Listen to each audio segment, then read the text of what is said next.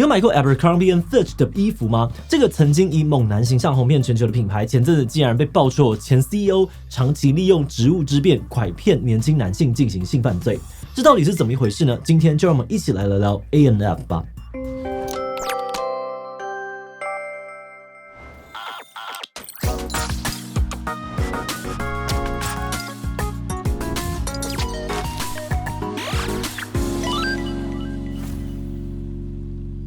Hello， 大家好，我是志奇。说到 A&F， 跟我差不多大的人应该多少都有点印象。这个美式品牌呢，曾经以猛男大鸡鸡的性感形象红极一时，包含了在台湾也曾经一度夯到代购一衣难求。但后来它却因为各种的争议、负面新闻而跌落神坛，还被美国人票选为最讨厌的零售品牌第1名。甚至呢，前阵子更爆出了一个核弹级的丑闻，运用猛男策略，一手把这个品牌做大的前执行长麦克·杰佛瑞斯在美国被捕。警方指控他在当执行长的时候呢，不只将 A&F 推上了全球，更在背后打造了一个性剥削帝国，以招募模特的名义拐骗年轻男性，再把他们送到世界各地从事性交易。那我们今天呢，就来聊聊 A&F 当初是怎么样靠着猛男大鸡鸡红起来的，近期爆出的性剥削丑闻又是怎么样一回事呢？不过在开始今天讨论之前，先让我们进入到工商服务时间。春节快到了，该怎么样让小朋友妥善运用收到的红包，是许多3到6岁幼儿家长的教育小难题。正好准备一份盲狗狗幼儿财商启蒙绘本礼盒给育儿朋友，成为他们的教育小助力吧。礼盒内涵帮孩子建立良好的金钱观念的3本绘本，能够学习储蓄的小猪铺满，跟练习小额消费的零钱包。让大人陪着孩子一起练习管理过年收到的红包钱，让孩子知道钱的功能、储蓄的意义，并养成正向的消费观念，让财商素养在孩子心中萌芽，将财源滚滚、年年有余的祝福寓意化为终身受用的良好金钱观。赶快准备这份新年礼物给身边的育儿朋友吧！趁过年物流截止之前，不但有免运优惠还加码赠送盲狗狗蛇年红包、礼盒红包一起送，兼具内涵与体面。输入我的折扣码积极推荐，全站商品还能够再打9折，赶快点击资讯栏了解吧。以年轻猛男形象走红的 A&F 其实是创立于1892年的百年老牌，而且起初他们根本不是什么时尚潮牌，而是一个户外品牌，贩售像是机能服饰露营用品、钓鱼工具还有猎枪等等的野外活动用品。因为品质良好，早期的 A&F 呢深受到美国名流欢迎，包含了美国前总统罗斯福甘乃迪家族，还有作家海明威都是他的客户，甚至呢就连海明威自尽时用的猎枪也是在 A&F 购买的。但到了1970年代，随着市面上面的平价竞品越来越多，定价昂贵的 A&F 也逐渐的失去竞争力，甚至一度陷入财务危机。那直到90年代百货业出身的杰佛瑞斯接下了 A&F 的执行长一职，大刀阔斧的改革，才让 A&F 起死回生，更一路成长为红遍全球的服装品牌。不过杰佛瑞斯的改革呢，也让 A&F 从里到外都彻底的改头换面。首先，在品牌定位上面，杰佛瑞斯直接舍弃了 A&F 贩售户外用品的传统，改卖美式学院精英风的休闲服来吸引年轻人。主打穿上之后呢，要让消费者觉得自己很酷，就像校园风云人物的那种感觉。而由于改成主打年轻客群，A&F 呢也不再走高价路线，定价比起 CK 等等的时装品牌更亲民，让学生族呢只要存钱就能够买得起。此外，他们也针对消费体验下了一番功夫，不像其他的店家那样子用透明的橱窗明亮灯光让商品一目了然，而是刻意用百叶窗加昏暗的灯光来遮蔽视线，提升神秘感，让顾客必须走进店里才能够一探究竟。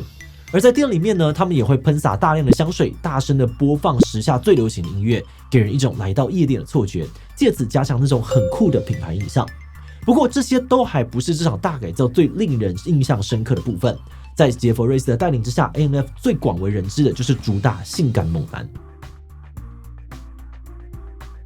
在杰佛瑞斯的带领之下， A&F 追求年轻酷的形象，也非常的重视外表。像 A&F 的店员呢，就以男帅女美著称。而且比起热情亲民的服务， A&F 呢居然会要求店员故意摆架子。那如果是一般的消费者呢，可能会不太喜欢但对于向往酷哥酷妹的年轻人来说，这种帅帅拽拽的人设反而可能很吸引人。此外 ，A&F 呢也非常热衷于各种游走在尺度边缘的性感行销，从店内的海报行路广告、消费纸袋呢，都清一色是满满的大鸡鸡猛男。甚至每次办活动或是有这个新店开幕的时候，也往往会找猛男模特站台跟秀肌肉。那虽然常常有人吐槽 AMF 说明明是卖衣服的，却老是不让模特儿穿衣服，不过这些行销手法呢，还是成功的让 AMF 打响名号。在杰佛瑞斯的任内呢 ，AMF 不仅脱离了财务危机，更成为了美国最大的服饰品牌之一，还在全球各地展店，年营收呢还一度高达了45亿美元。不过，同样在他任内呢 ，AMF 也开始爆发了越来越多的争议，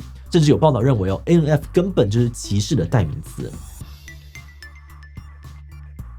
AMF 面临的一大争议呢，就是严重的外貌主义，甚至呢是外貌歧视。其中一个被针对的就是胖子。在杰佛瑞斯当执行长的时期，AMF 就有着不卖大尺码衣服的作风。杰佛瑞斯呢还曾经直言，AMF 的尺码有限，就是因为他不想要卖衣服给胖子。如果消费者穿不下，那就是消费者的问题。他的主张是，如果所有人都能够在品牌买到衣服，那品牌也没有什么好特别的。而 AMF 追求的形象呢是酷小孩，是魅力十足、阳光开朗、朋友很多的典型美国小孩。而很多人并不适合，也无法驾驭 AMF 的风格，所以他们确实会排斥特定的顾客。他甚至还说，他们的主要客群呢是好看的人，所以为了要吸引好看的顾客来消费，他们也要雇佣好看的店员才行。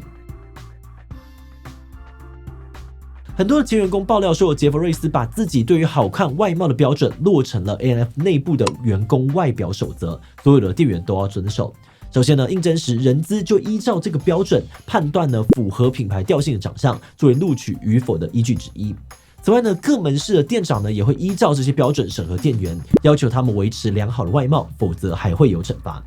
简单来说，如果长相不符合这套特定的审美观，可能就当不了 AMF 的店员。所以有很多的前店员说，他们在职期间为了达到标准就会被迫节食，压力非常的大。而这套特定的审美观不只是造成了外貌歧视的争议，更涉嫌种族歧视。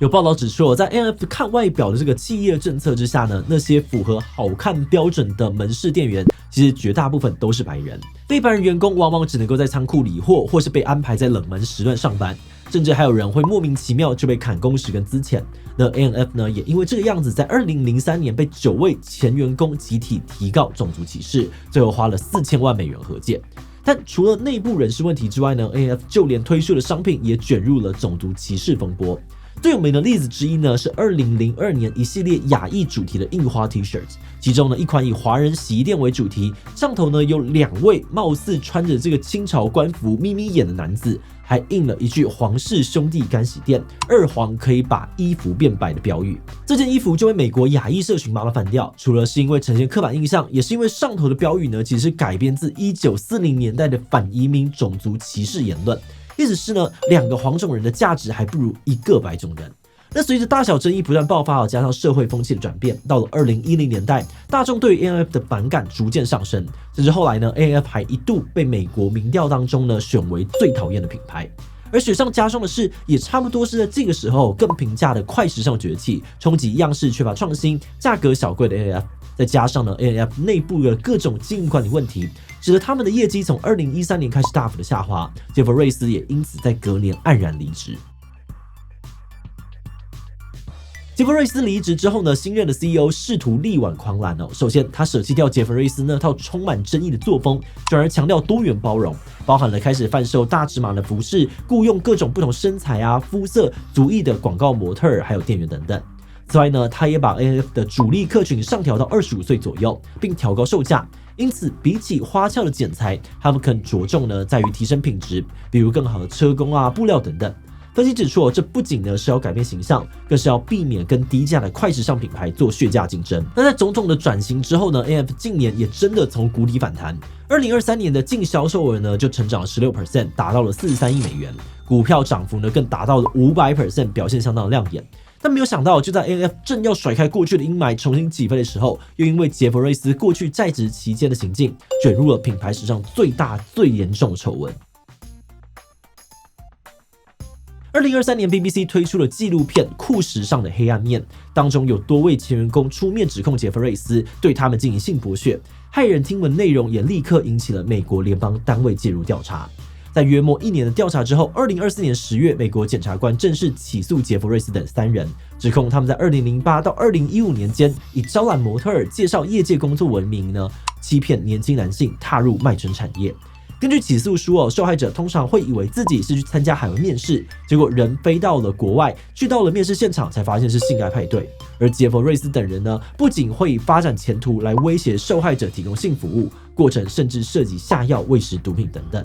检警透露，目前至少有15位的受害者出面指控。此外，他们也掌握了交易记录、目击者证词等等大量的犯罪证据。之后，杰佛瑞斯与同伙罪名成立的话呢，最高可能会面临终身监禁的刑责。不过，目前被指控的3人呢，都透过律师否认犯罪，整起案件呢也都还在持续调查当中，可能还要再等好一阵子判决结果才会出炉了。而至于 ANF 呢，则是在第一时间重申如今的 ANF 已经跟杰佛瑞斯无关了，品牌不能够认同他的行为，会聘请外部的法律团队调查，也会全力的配合警方。那虽然 ANF 光速切割目前企业本身也没有被起诉任何的罪行，但还是有许多评论指出，会发生这种事情，企业本身也有责任。不过，究竟这样子的一个大品牌是怎么样成为性犯罪的温床？过程当中有没有其他的高层涉入，或可能存在怎么样子的监管疏漏，都还是有待后续的调查才能够理清了。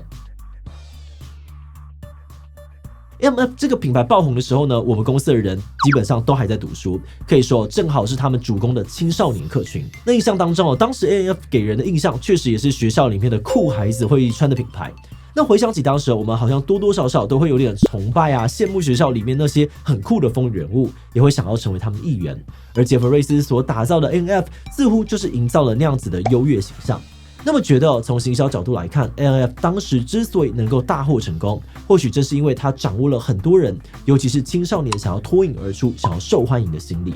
但是长大后回头看到这些争议，才意识到这种优越的形象也可能呢是透过贬低特定的族群来展现的。那这在我们看来呢一点都不酷而且还很恶劣。我们觉得光是一个人呢有这样子的行为就很糟糕了。那当这种作风放在一个大的品牌身上，更是可能会带来很严重的影响。因为他们的衣服广告所传递出来的讯息，也就是怎样是酷，怎样叫做好看，甚至怎样是典型美国式的，这些呢都是会潜移默化左右人们的观念的，尤其青少年呢更容易受到影响。另外，我们觉得 ANF 当时的这些做法，比如贯彻外表至上的价值观、狭隘的评论美丑等等，虽然呢是在杰佛瑞斯的带领之下发生的，但也不可能只靠一个人就完成，而是整个企业文化造成的。那我们在想这或许也变相显示出当时的 ANF 内部对于杰佛瑞斯缺乏制衡的权利，或是有效的监督机制。而在这种状况之下，很多不合理的事情可能就会更容易的被忽视吧。好的，那么今天的最后，我们也想来问大家，你以前对于 ANF 有什么样的印象呢？小时候觉得很潮，感觉班上的酷孩子呢都有一件。比不太熟，对这个牌子的印象呢就是大鸡鸡猛男。至于我太年轻了，完全没有听过这个品牌。对其他留言分享你的想法吧。最后，如果你喜欢今天的影片，欢迎分享出去，让更多人知道 ANF。此外呢，也可以点击这个地方看看 Net 以及 One Boy 的相关讨论。那么今天的这一期就到这边告一段落，我们就明晚再见喽。